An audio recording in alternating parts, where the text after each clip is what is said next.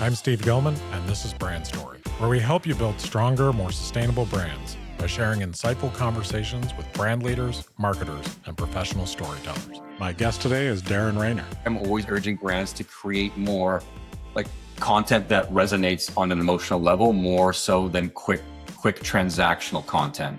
No one resonates with the buy one, get one free piece of content. It dilutes the brand and it hurts the brand. But if you can create content that people can deeply relate to, I think that's one of the keys to success that we're always trying to work on and improve. Darren is the founder and head of creative at Magnifier. Darren and his team produce thousands of pieces of content for brands like Red Bull, Lululemon, Arc'teryx, Mazda, and ESPN, helping those brands show up in ways that actually capture attention and build relevance. He's a filmmaker, a strategist, and someone who thinks deeply about how modern content actually works.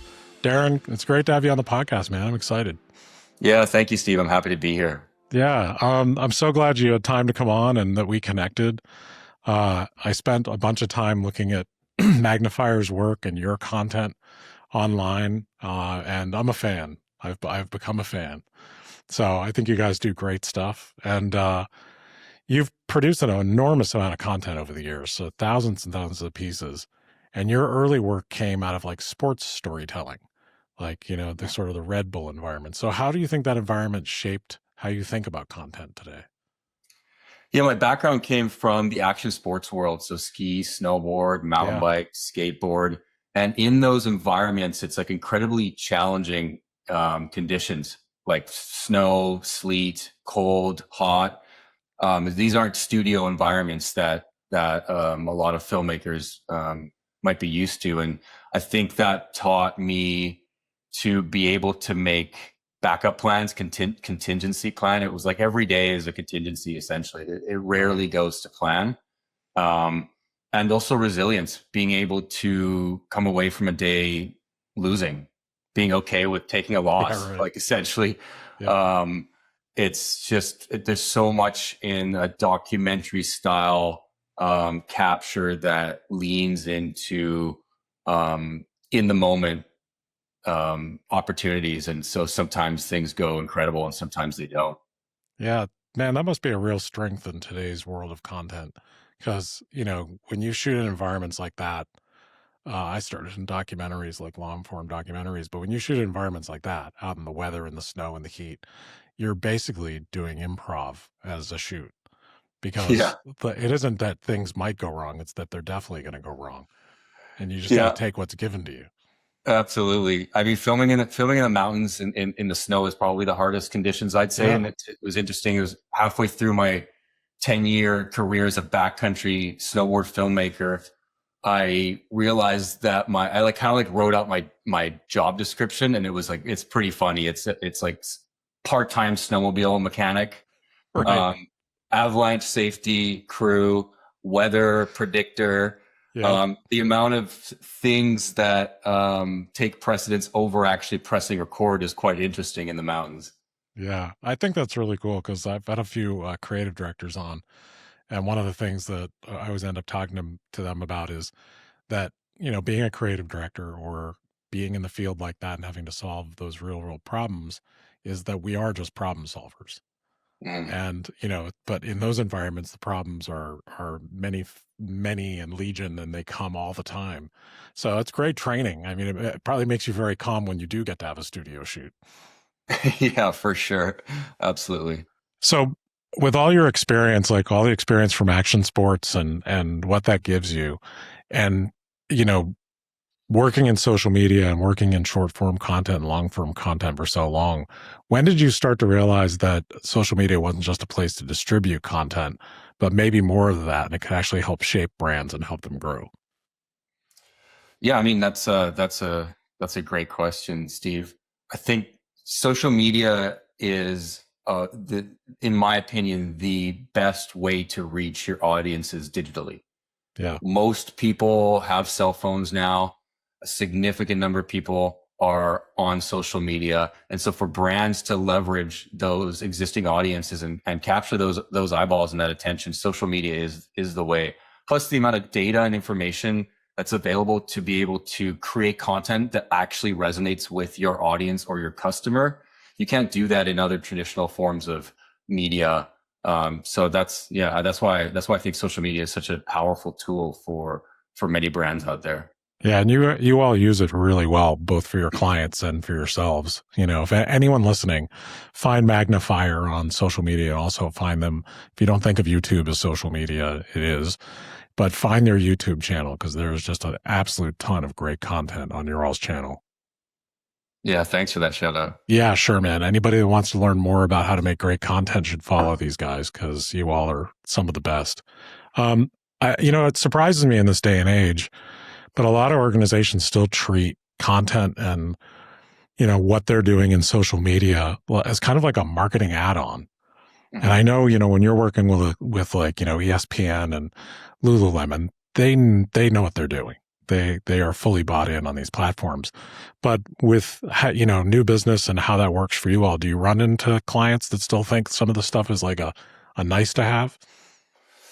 Not the smart businesses and not the businesses that are growing. That's for Right. sure. I mean, there's so many folks that I've supported in launching on platforms like TikTok over the years. And there's a lot of brands that should have been on TikTok 8 years ago and are just getting into it in the last couple of years. I think it's never too late, but it questions why people don't want to get involved with all of the platforms and produce content for all of those platforms. I think a lot of brands get stuck on feeling overwhelmed or burned out to try to create content for every single platform. And I totally get it. But if you're already going out and creating content for Meta, let's say for Instagram, you may as well distribute that across all platforms and make minor, at the bare minimum, make minor adjustments to be able to be optimized for the TikToks of the world, the YouTube shorts, YouTube long form, for example.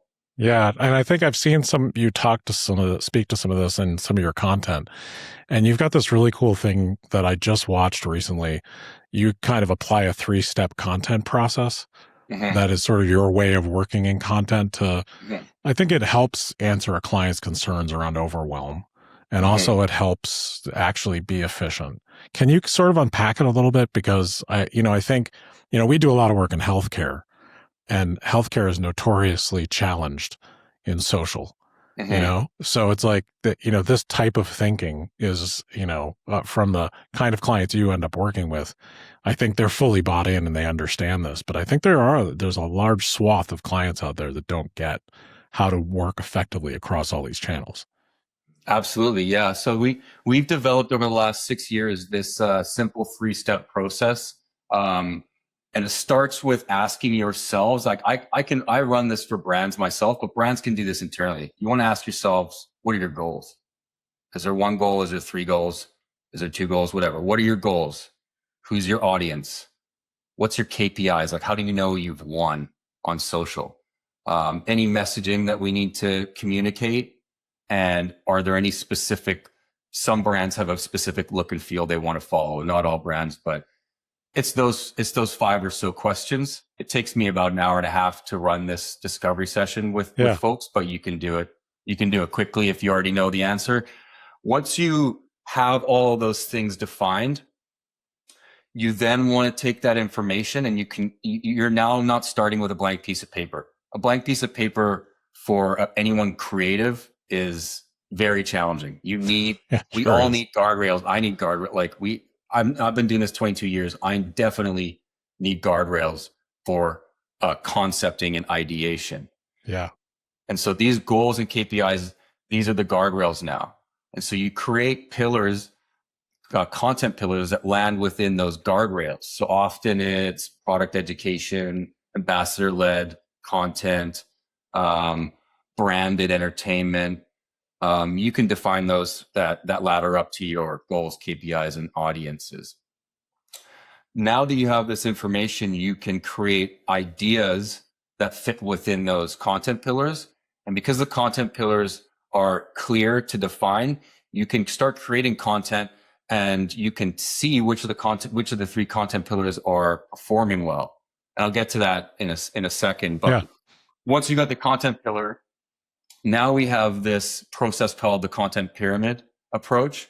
So we developed this process over the last 6 years, like I said, where we looked at a bunch of we looked at brands, and we work with brands who want to go out and create a hero asset. It's a brand campaign. It's a big moment. It's a product launch. And Yep. we would go out and we would create these big, bold assets, and we just create one hero asset. But what happens if that hero asset flops? And also, Right. who is that hero asset for?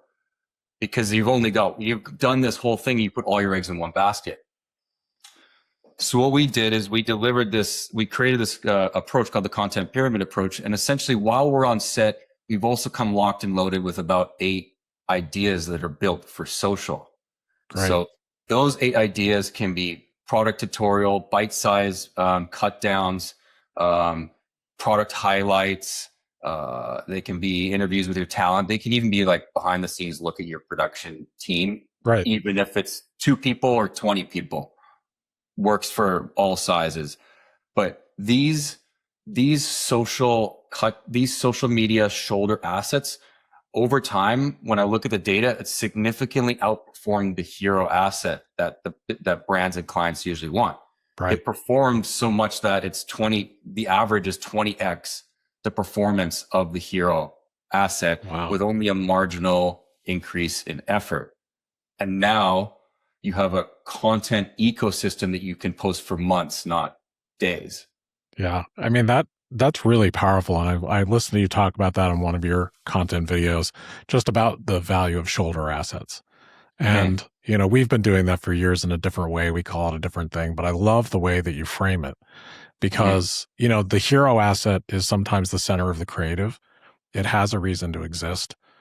It can be very powerful. Certainly you do versioning where you have longer and shorter versions, but sometimes it does stop there. And do you think that thinking of things as shoulder assets and these they're almost like associated points of view on the same thing? Do you think that comes from your action sports background where you're just having to work in crazy environments? So you really are 360 looking at what you can get? Right. Yeah. You know where it came from is I was producing these 45-minute documentary films in action sports, like I said, and we were releasing these theatrically. So in theaters, film festivals, and DVD, not to date myself, but DVD. That's okay.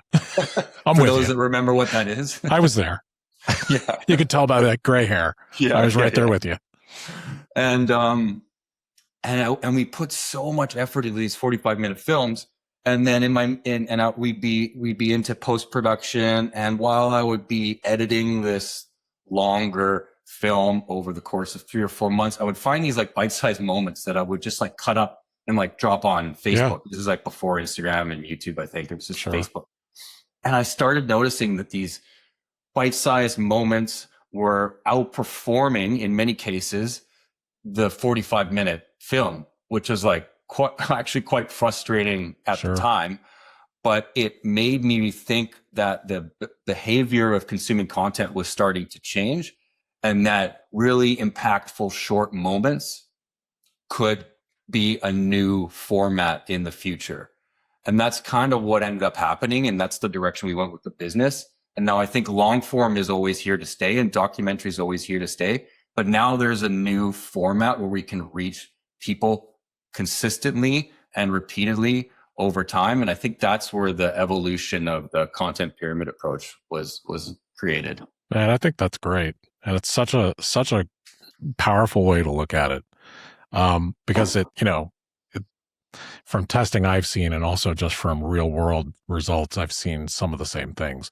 But the way that you all explain it, we don't have time here today to go through everything. So please, again, go find Magnifier's content. It's so good. It is, really fascinating, because I think what it does is not just make you go on the hero shoot to get the hero asset or the thing that was asked for. It lets you expand the topic or the point of view to where you're very intentionally going into the field or the studio, thinking about, how can I look at this in a multifaceted way and then present it to the world snackable, like in little snackable chunks, in case this audience isn't really there for the main course. So do you ever has this ever gotten flipped on with you where people just want the the snackable stuff and no hero asset, and you're trying to.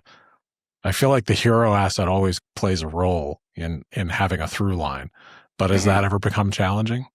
Yeah, like honestly, a portion of our work is now just delivering shoulder content with no I hero. I bet. Most of it is the entire pyramid, but there's a lot of cases where we even advise, listen, there is no huge moment or massive product launch that we're trying to capture. What we're trying to do is continue to build a brand using social media. And so let's go out and let's create 16 assets over 2 or 3 days that are going to keep building brand awareness over the next couple weeks or months. Yeah, and I think that's very of the times right now because it depends on the brand situation. Sometimes there really is, like on a product launch or on a new moment for a brand, that hero content could have a compelling reason to exist. Mm-hmm. But if the brand's established or the product's established and you're still just trying to build momentum or get new attention, just jumping right into really effective shoulder content seems to me to be a really viable strategy. Mm-hmm. It is like we are very results driven, so we Yeah, want to be able to show results because when I started filmmaking, it was all about me trying to make like pretty stunning visuals in the mountain, and that's sure. great. But like what I started to try to figure out is why. Like, why am I trying to make pretty visuals? And half the time, there needs to be a purpose behind cinematic content. So for us, we'll adjust our creativity based on the goal. Again, the goal, the KPI, the audience, and that's why we aim to deliver results and we can show results versus kind of just like Yeah. wow factor and then a swipe past. Or just beauty for the sake of beauty, because not everyone's actually interested in that, depending on the Yeah. audience, right? Yeah, absolutely. Yeah. So I think, some of the stuff I've heard you talk about and something I hold very dear is really understanding deeply, empathically, in a human way, your audience and what they're looking for. Because the audience for, ESPN and their behavior is going to be really different than the audience for Lululemon, for instance. Hmm. So, part of the executions and what shoulder content will work or whether there needs to be beauty or whatever it happens to be, it really comes down to who you're talking to, doesn't it? I honestly think, and I stand by this, I honestly think the content online that resonates the most, that like performs the most online is the content that communicates and resonates with an audience. And Yeah. so it really doesn't necessarily matter like about production value, about length, like all these things don't matter if you're not talking to your audience and if the content doesn't resonate. And that's like constantly our area of improvement and something we have to constantly try to work around because every client has a different audience. So I think learning who that audience is first, and then being able to create, being able to determine the creative after the fact, after the audience is really important. Yeah. And it's really, I find that the work we do and the work you all do, it's very emotional work. Like, this is very human, emotional stuff. Like, if you're Mm-hmm. not, beyond, because I've worked with all kinds of different filmmakers and all kinds of different production people. And, a lot of people fall in love with the gear or the beautiful Mm-hmm. shot or the Mm-hmm. thing or the cool thing we can do now. And really, man, if you're not making somebody feel something, you might as well just go home Yeah. because that's the whole game. That's it. That's it. Like that's why I'm always urging brands to create more like content that resonates on an emotional level more so than quick transactional content. Yeah. Like no one resonates with the buy one get one free Right. piece of content. We're just So annoyed by it. you're annoyed by it, and it, and Yeah. it and it dilutes the brand and it hurts the brand. But if you can create content that um, people can deeply relate to, I think that's one of the keys to success that we're always trying to work on and improve. Yeah. I've had a few guests that talk very, very eloquently and deeply about brand love, and the concept of brand love. And, I had Mark Lester from Squint who helped put Olipop on the map. And he Hmm. talks about, the happiness advantage. And, Hmm. that all comes back to emotion and making people feel things. And I feel like it's a bank, like a brand has to give. way more than it takes out of the bank of love, you know? And if like you're irritating me as a brand with the buy one, get one free offer, you just took something out of my bank, and it Yeah. isn't an equal balance. You got to give way more than you take. So you Yeah. have to delight me. You have to entertain me. You have to make me feel things for me to love you as a brand, you know? Yeah. I like So that. Steve, yeah. I might take that for my next breakdown on YouTube. Oh, please do. That'd be great, man. I'd be so flattered, you know. But it's like because I love your breakdowns, by the way. I've totally like anytime I have a guest going on, I do like this crazy deep dive into their work, which is Hmm. why I love doing this podcast because I'm just very curious. And so like you're all you have so much for me to dive into. I swear to God, like for the last week, all I've done, it's so weird talking to you now because I've looked at you for like a week. Yeah. It's Yeah. pretty great. Yeah. So to keep talking about that human audience based specificity, like there's something you all did, and I think you had a short video about it that I saw on some platform, and I don't even know now. But you talk about hooks and you talk about like kicks, and you know there's one hook you were talking about for Arc'teryx where I think it's deeply emotional and it just really stuck with me. You were talking about the sound of a zipper to start content as a hook where it was just an audio sound. And if you think about the audience for sort of high end hiking, snow gear, they're very passionate about what they do. And everyone can viscerally remember that sound. And I just think it's so brilliant because what you did is just zoom in on something that makes someone instantly feel something. Hmm. Yeah, there's a few types of hooks that we work with. There's visual hooks and there's audible hooks or audio hooks. Yeah. And yeah, that's one technique we've been playing around with is trying to bring and immerse an audience into the tactile feeling of fabrics. We all know what Gore-Tex sounds like when it's Yeah. kind of when you're on the chairlift, it's moving around, or zippers or shoelaces, and if we can get like capture people's attention using the raw sounds of fabric, that's something that we're constantly trying to do. That's brilliant. You know, I think that's such specific person, one audience to one theater, you know, Right. because when you think about like, if that's your world or sports, maybe is your world, or maybe it's auto, like maybe you just love BMWs or you love something. There are sounds that we subconsciously associate with these things that we covet or find Mhm. precious or we interact with. And as soon as I heard that zipper sound and you're using it as an example for a hook, I was like, ah, shit, that's brilliant. One thing we learned from data, we've done an analysis recently, and we actually learned quite a bit from looking at our content going live on for our clients' work, and we learned that content and videos with crisp sounds that are driving the story or driving the edit are Yeah. outperforming, or were outperforming videos that had music trying to drive Hmm. the edit. I thought that was really interesting. Like sometimes music can try to force an emotion, Right. and this is my take on it. I'm like, who knows? I might not be right, but this is just like my take on the data. Yeah. But like, we thought that music specifically on TikTok, that audiences might think music is trying to force an emotion on them. But if we hear raw, natural sounds, it's very real, it's very true, and it's very authentic. Like the Yeah. raw, natural sounds of product and the environment, the wind, the crank of the chairlift, the boots Yeah. in the mud. And so we leaned into that, and that's actually been something that's been performing this year versus even last year. I wonder if that's people's thirst for authenticity.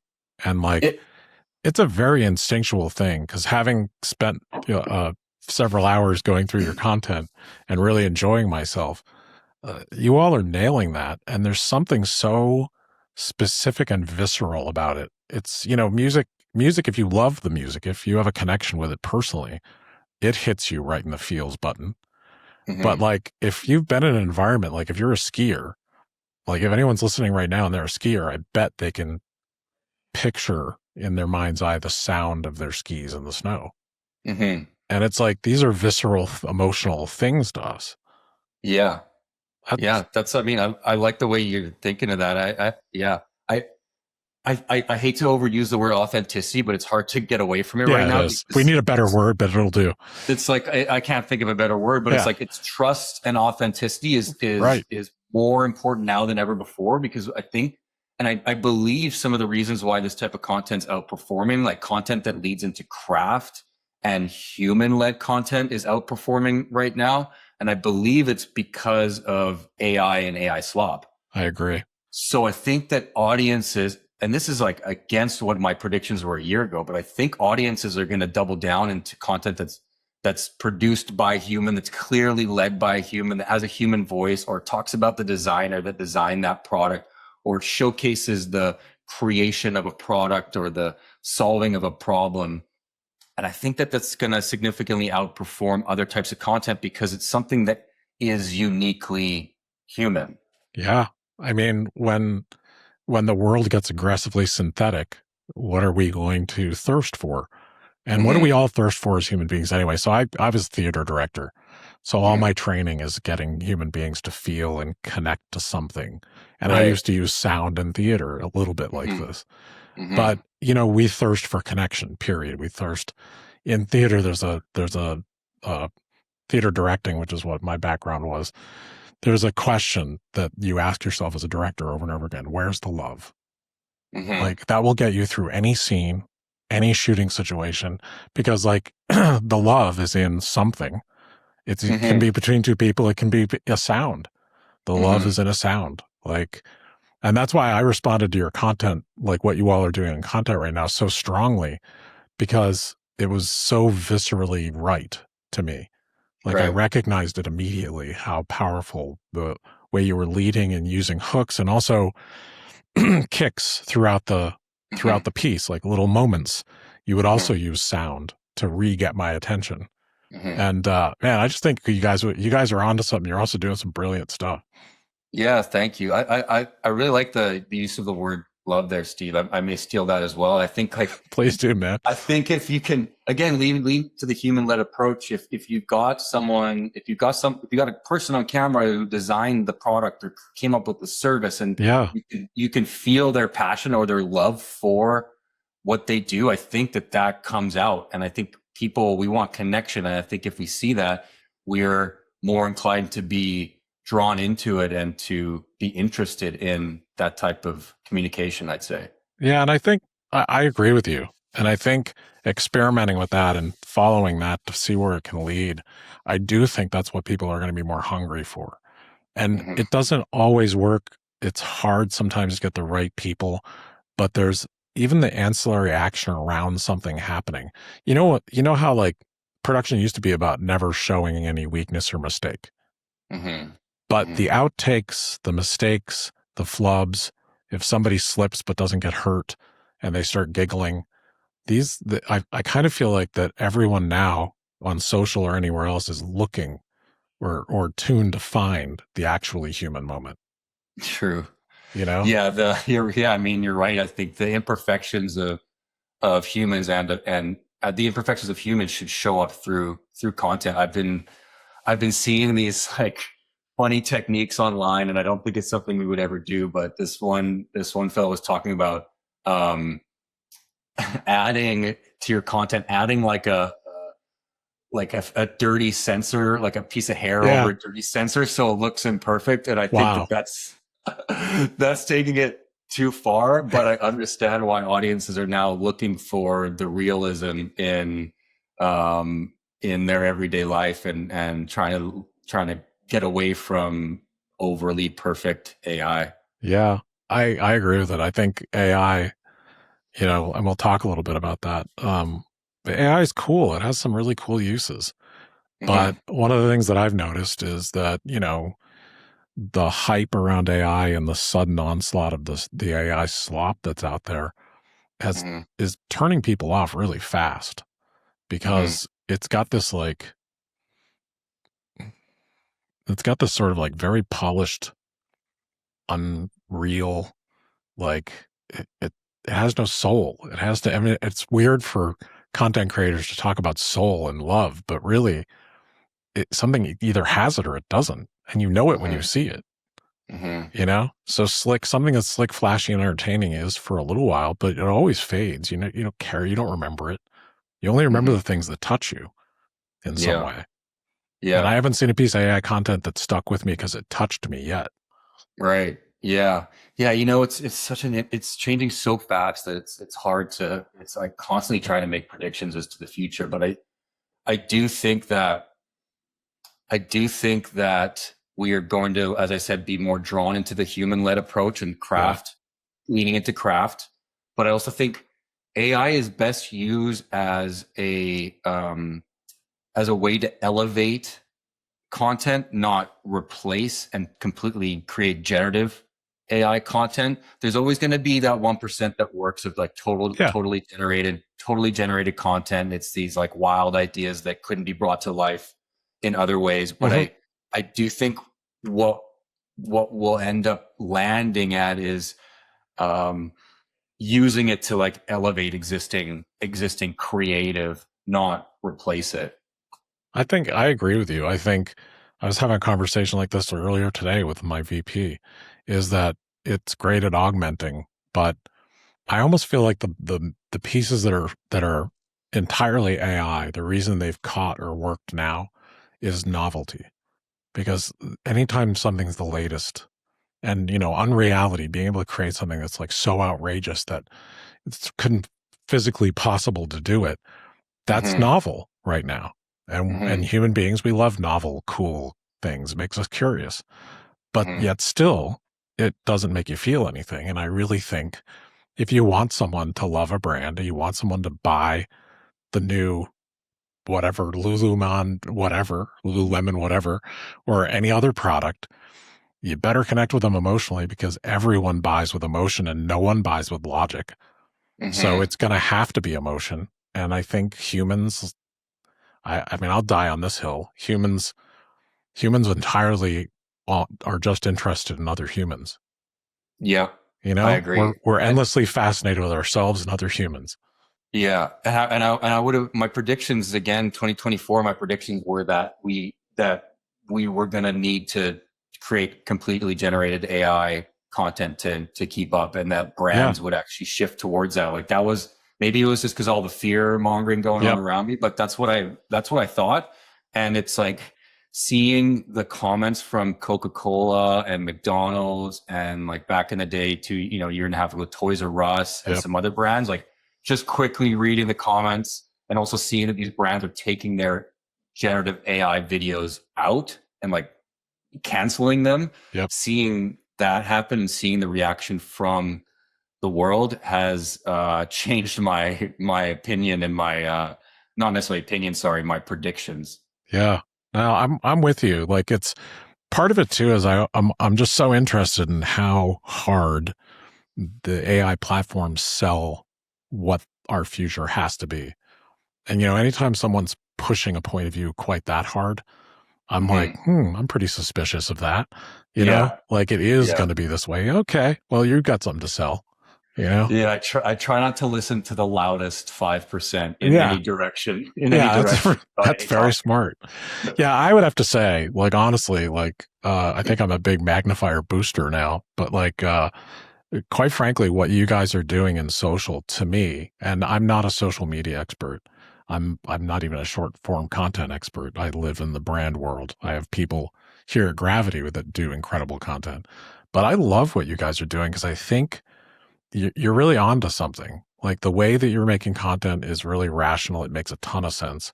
And then the way you're coming at it is very immediate and very emotional, and like the way you're using the audio, like we talked about with the zipper and the nat sound, it's really fascinating. I'm going to be so curious to see how that keeps playing out for you guys. Yeah, thank you. I appreciate that. I mean, it's such an ever evolving world, and we're changing directions every month. It feels like so. Social media changes, people change, audiences change, Yeah. and our approach is constantly changing. But yeah, I mean, I think the thing that's always going to be consistent is like you said, trying to deliver content that resonates on an emotional level.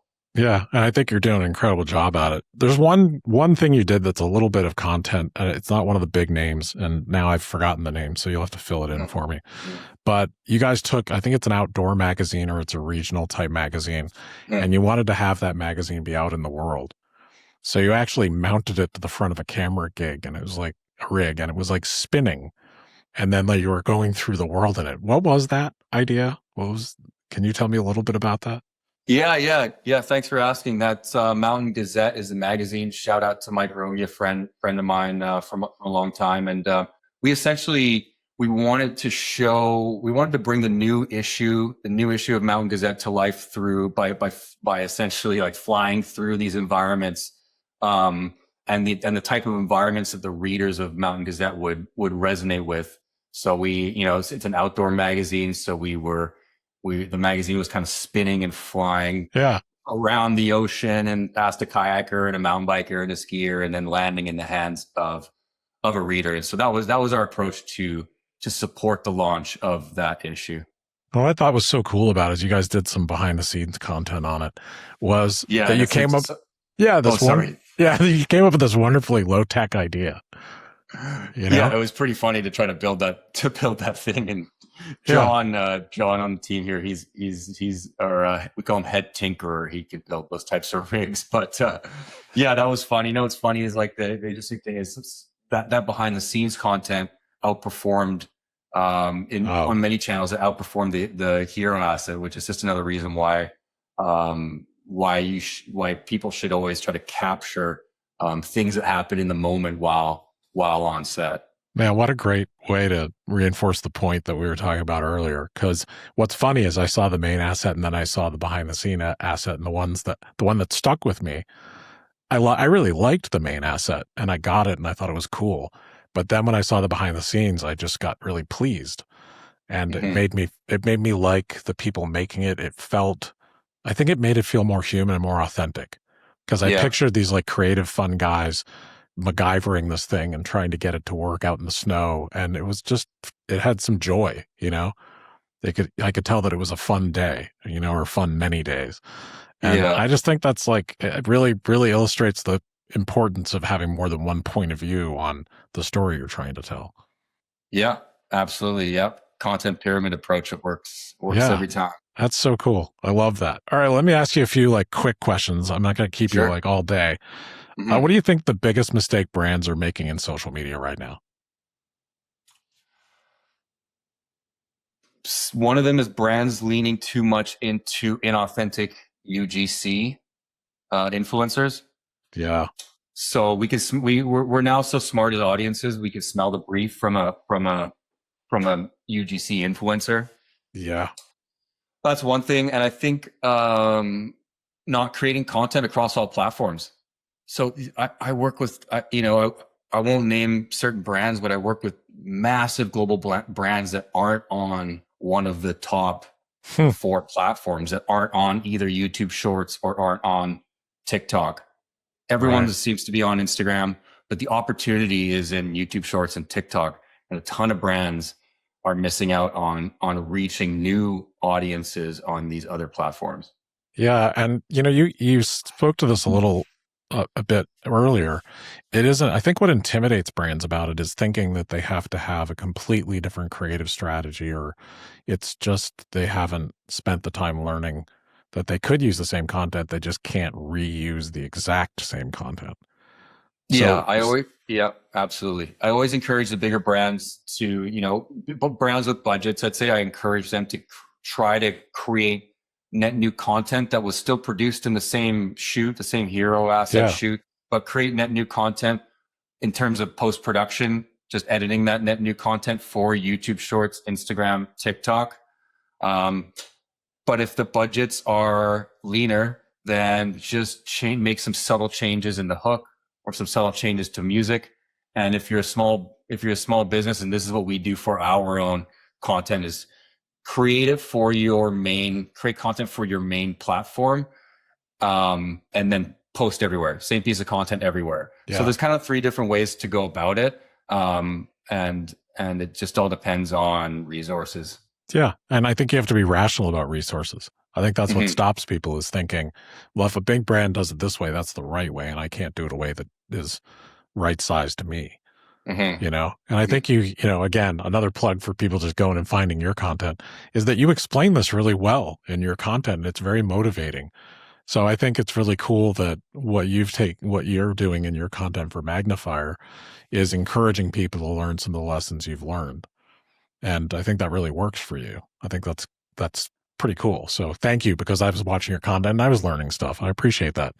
Yeah. Thank you. It's fun to teach, and it's fun to get out there and see what's resonating with people. Yeah, it really is. So like 2 more questions. What do Mhm. you think the best brands still understand or understand now about people that others miss?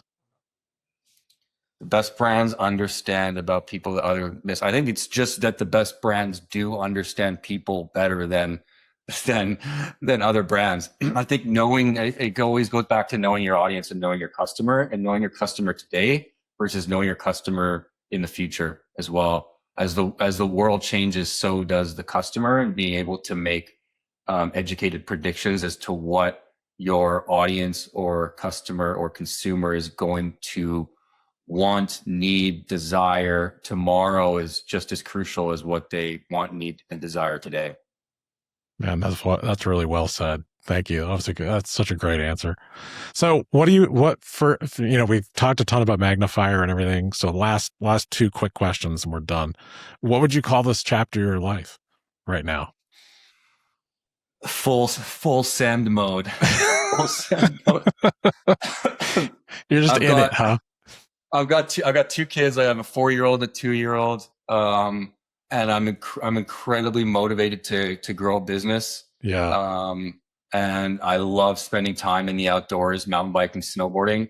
And so finding the time and energy to try to be at least okay at all 3 of those things is the ongoing challenge, and also trying to get sleep Yeah. and take care of myself. So that's it's a very exciting time to be in business and to be a parent, and I love every minute of it, but it doesn't come without like effort, I'd say. Yeah. That definitely is full send mode. Yeah. You're just working hard in every channel you got, man. Trying Just at try to least, balance them in any moment of the day, try to not, the way I look at life sometimes is like I'm juggling 4 balls, but I'm only trained to juggle 3. So I'm probably going to drop 1, but I have Yep. to just be okay with that happening. Yeah. Uh-huh. That's a Yeah. really good Yeah. analogy. I like that a lot. I can relate. Um, Yeah. so last question, what advice would you give your younger self, like sitting where you are right now? To not worry. Like, I used to worry so much. I mean, I still worry so much, but I've done the analysis here, and about 98% of the things that we worry about never actually happen. Yeah. And so what was all the decades of worrying about and decades of stressing about things that never even happened? Like, what was that? What was the point of all that? Yeah. Man, hallelujah. That's like Yeah. the human condition right there, isn't it? Yeah. So Yeah. hard to be in the moment, and we're so bad at predicting the future. Yeah. Yeah. It's so strange. And I feel like everyone has that at some point in Yeah. time in their lives, has that over worrying issue, and I still do, but at least at this point I've notified myself of the way it is, so I can try to remember to just relax. Yeah. At least you're in the loop now. Yeah, exactly. Yeah. Yeah. Man, I feel you. We're in our like 29th year with our business. And, if I look back, I'm always like, what the hell was I so worried about all the time? Yeah. And it's just like, it is just how human beings sometimes have to roll, Yeah. That's the way we're wired. it's Yeah. absurd, basically, is what Yeah. it is. So, hey, Yeah. Darren, thank you so much, man, for being here. I had a blast talking to you today. Seriously. Yeah. Thank you, Steve. Like, this has been super fun. This has been a great conversation. I really appreciate it. Good. I'm so glad you could join me, and thank you for taking the time, and really honestly, best of luck with Magnifier and everything that's coming next for you. Yeah. Thanks so much. Want to hear more inspiring stories? Subscribe on your preferred podcast app so you don't miss an episode. And if you like what we're doing, please rate, review, and share. It's the best way to support us. Thank you for listening to Brand Story.